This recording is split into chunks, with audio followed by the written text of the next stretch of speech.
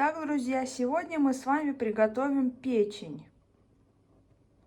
Нам понадобится печень говяжья, у меня 400 грамм, лук, майонез, соль и черный перец. Итак, поехали!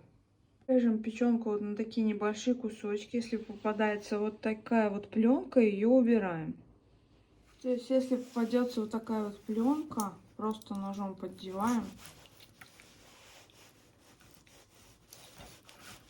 И она легко вот так отходит. Итак, нарезали. Далее добавляем немножко майонеза.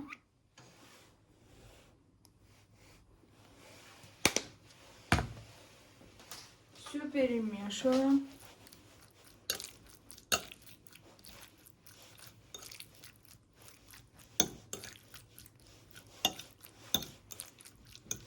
И отставляем в сторону. Так, дальше нарезали лук. Можно такими средними или большеватыми колечками. Обжариваем наш лук на небольшом количестве растительного масла. Обжариваем слегка минуты 2-3. И теперь добавляем нашу печеночку.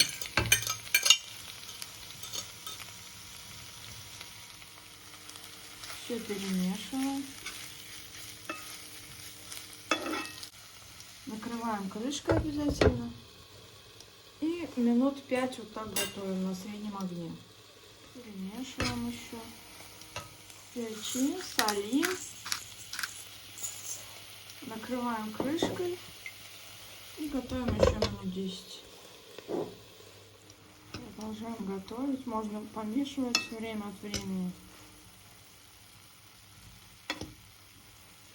Так, всего прошло 15 минут. Вот такая сочная вкуснятина у нас получилась. Итак, накрываем на стол.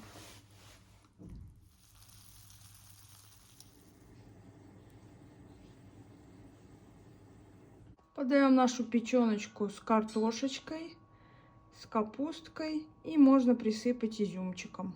Приятного аппетита!